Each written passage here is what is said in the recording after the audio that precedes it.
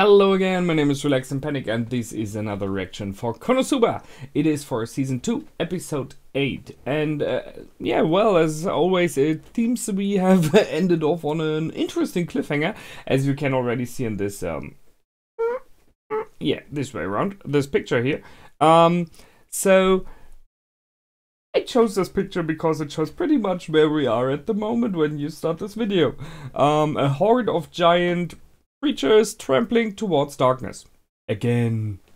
And everyone else standing around and trying to do their best. So, if you want to see the reaction, as always, please go down into the descriptions and you will find there's something where you can simply remove the circumflex dots and replace it with dots and you will find it. Then watch my reaction and please come back and listen to what I have to say about this episode. For those of you who have come back, welcome back. So, that worked out differently than I thought in the beginning, you know, seeing what this looks like here. I really thought we would at least have a little bit of trampling, but the blessing of Aqua made sure that they avoided darkness and they did not trample over her. Instead, they jumped over her, each and every one of them, which she liked. Well, so, it is strange how this group of adventurers is working together, but it is fitting somehow. So they tied her to a cart and dragged her along. I mean, it was Satu, but it was Darkness' idea. We know, but no one else does.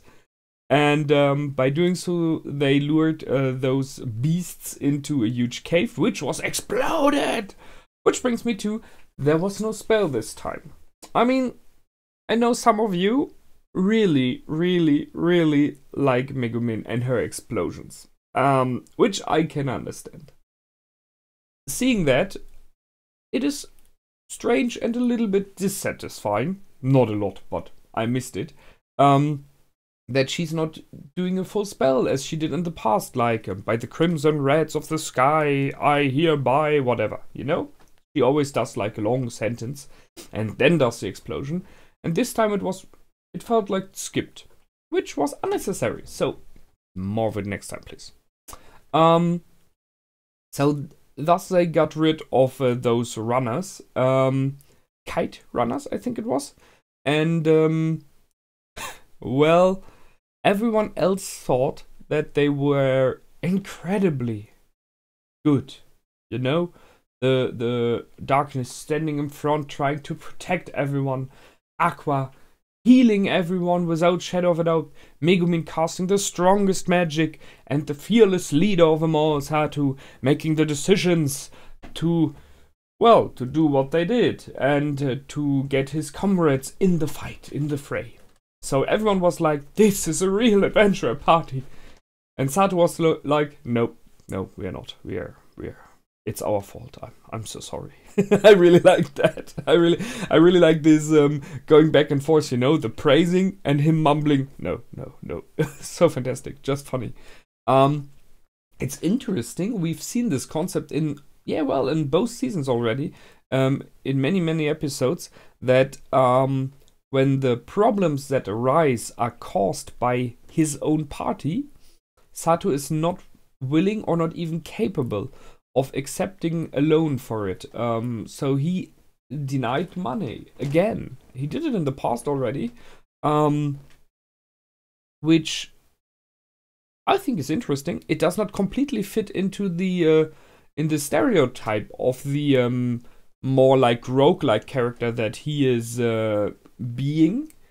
But I like it very much because it shows that he has a good side, which we've seen in the past as well. So I like that. Then they they went to sleep. He repaired the armor of darkness. That was nice as well. So it was smithing, which he acquired to be able to produce things. And he's able to repair the armor of darkness, which makes completely sense, you know? That's a great secondary skill for any group member. If you have a group like that, you need someone who's able to repair your tank's armor. Why not? And in most cases, it is the Crusader here, who should be able to repair her own armor. But if he does, why not? That's a nice thing. And you can see that the two girls are really impressed. They are not like giggling or anything. They're really impressed that he's able to do it. This is craftsmanship, so why not? While Aqua is doing her little tricks, as always, using Wiz as a tool for her tricks, which is not really nice, but whatever. And then they went to sleep. And it happened what had to happen. There were undeads, lured in by the holy presence of a goddess, which she then, well, turned away. Including Wiz, by the way, again.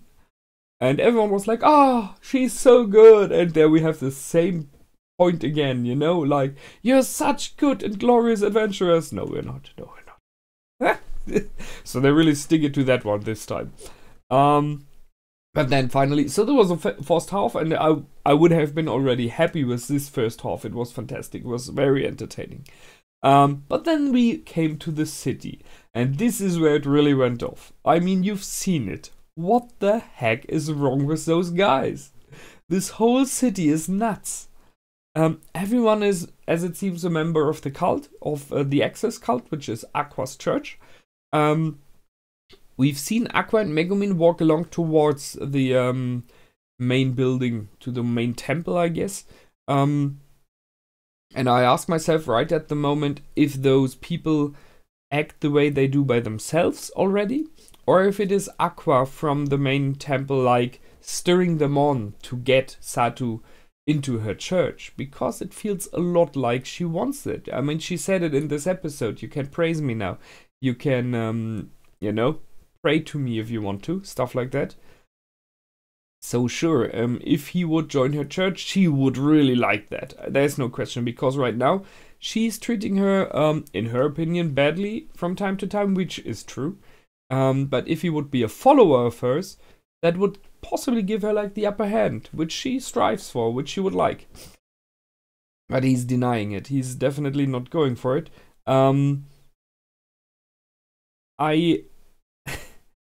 They did it in every possible way, more or neither. So, like, simply asking, but the guys in the alley, you know, the brute guy following the little girl, trying to catch her because he's from a wrong cult. And she's like, if you have to rescue me. And he's like, if you are an Access member, then I cannot defeat you. Oh, that was so bad. That was so bad. But okay. Why not? They very much went for the Access versus Iris. Eris, sorry, Eris. I liked the effect, this spitting whenever Eris was mentioned. So okay, and Darkness liked that as well, if you know what I mean. But the thing with the bone was really harsh. Holy shit.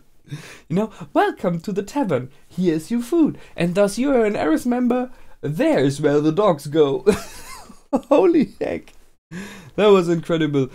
And you have to get this idea first, you know. Whoever wrote that, kudos. Nicely done. And finally, the little girl in the alley, which tripped and fell and asked for the names so she can praise them. I mean, ooh, this was too much. This was definitely too much. This was a harsh one. And I can completely see that that Satu exploded at this moment. So next episode will be a blast. Possibly multiple ways. I already see an explosion coming in. The question is what's happening. I'm pretty sure next episode we will see Aqua and Megumin in the main temple. No question. And we will learn if Aqua stirred on the people or if they really do it by themselves, which would be leave this city as soon as you can. I mean, those are all nuts. We will see, we will see. It's entertaining, there's no question. It was a really funny episode. The little the little drop of sadness in this whole episode again is with the girlfriend, the rival of Megumin, who is coming to the mansion to ask Megumin for battle and brings gifts all the time. I mean, those of you who follow me along a little bit longer know that I'm a teddy bear. I like good stories which have a happy ending, you know? I like it if everything is fine. I don't like disaster and destruction. So seeing someone who is obviously struggling to have friends is something that pierces my heart, and I don't like that. And I hope that somewhere in the future they will come along and maybe be friends. Why can't we be friends? So this is it for this time. I liked it.